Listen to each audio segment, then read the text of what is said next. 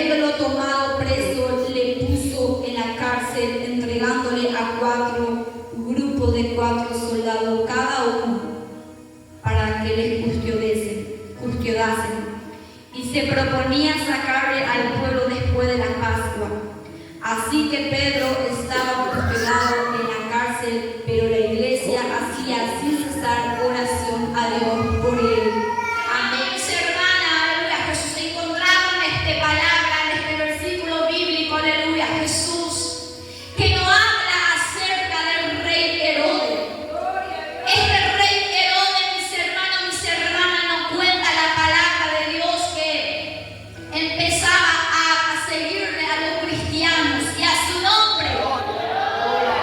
Y nos dice la palabra de Dios que el rey Herodes empezó a seguir a Jacobo, la cual nos dice la palabra de Dios que mató a Jacobo en espada. Aleluya, Jesús, y a su nombre. Jacobo era, mis hermanos, un gran siervo de Dios, un hombre temeroso de Dios. Mis hermanos, mis hermanas, y nos dice la palabra de Dios que al matar el rey Herodes a Jacobo en espada, todos los pueblos judíos empezaron a gozarse, sintieron la felicidad al ver a Jacobo, un siervo de Dios, muerto. Aleluya. Aleluya, Gloria Jesús. a Jehová. Y al ver el rey Herodes que los pueblos judíos estaban felices, gozosos, contentos por lo que había acontecido, entonces él no se quedó con los brazos cruzados. Oh, aleluya. Empezó a seguir también a Pedro. Pedro también era un gran siervo de Dios, un hombre temeroso de Dios, un líder. Aleluya. La cual, mis hermanos, mis hermanas, nos relata la palabra de Dios. A Pedro también mandó a perseguirle el rey Herodes. Mandó a agarrar también a Pedro y le llevó a la cárcel. No lo mató en ese mismo momento como lo hizo con Jacobo, sino que mandó a traer a Pedro y le mandó directo a la cárcel. Aleluya. Porque la intención del rey Herodes era matar a Pedro en el día de la fiesta, la cual era la fiesta de Pascua, y a su nombre. Y nos dice la palabra de Dios que mandó el rey Herodes a llevar a Pedro a la cárcel, mandó a sus soldados a su alrededor para que pudiese cuidar de Pedro. Pedro tenía cadena de aquí para allá, no podía él hacer nada, no podía salir de aquel lugar. Oh, gloria. Pero mis hermanos, mis hermanas, a mí lo que más me impacta es en el versículo 5, donde nos dice, nos habla acerca de un pueblo de Dios, una iglesia, al enterarse que su líder estaba en la cárcel, Aleluya. que su líder solamente faltaba el orden del rey Herodes para que él también pueda morir. Alabado sea. Pero ¿qué hicieron estos pueblos de Dios? Ahí en el versículo 5 nos relata que el pueblo de Dios, la iglesia, al enterarse que el rey Herodes mandó a encerrar a Pedro en la cárcel, ellos empezaban a reunirse. Oh, gloria. Empezaron a reunirse todos juntos y empezaron a clamar a Dios.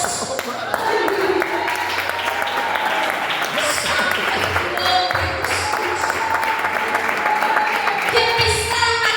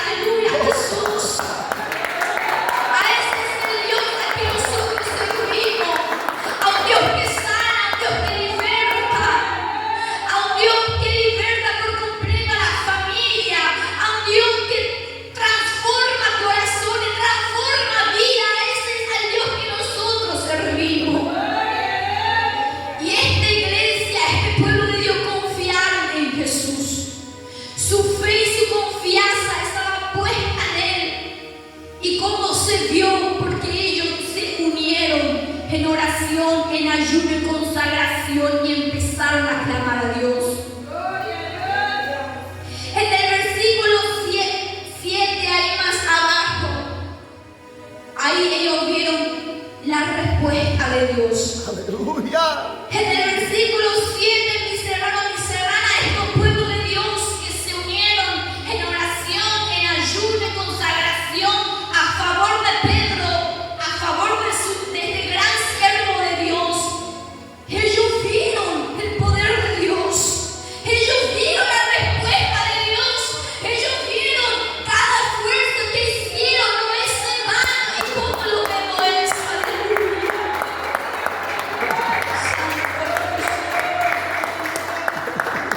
¿Y cómo vemos eso aquí en el versículo 7?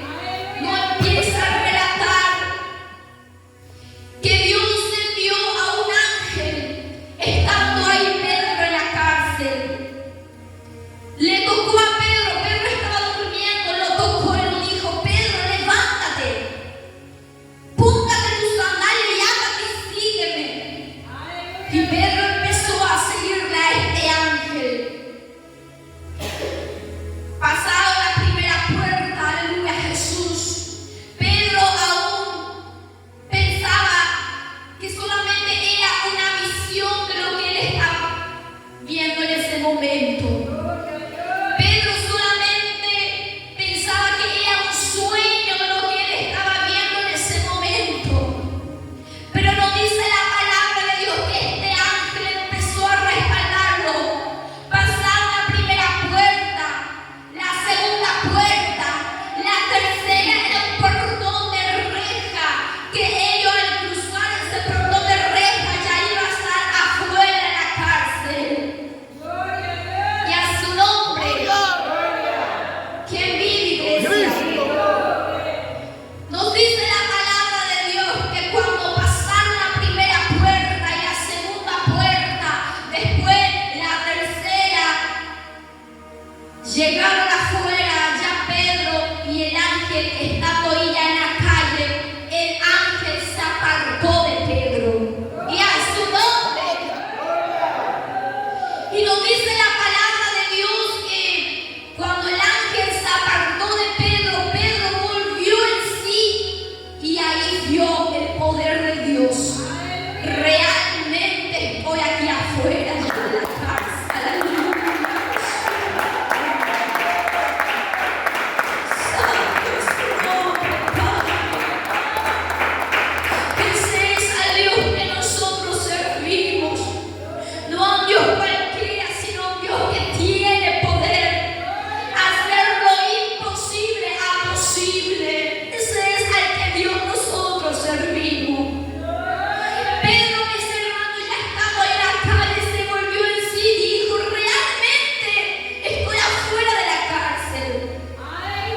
Fue rápidamente a la casa de María, la cual vio que ahí los pueblos de Dios estaban reunidos orando a su favor, orando por él, ayunando, pidiéndole a Dios misericordia.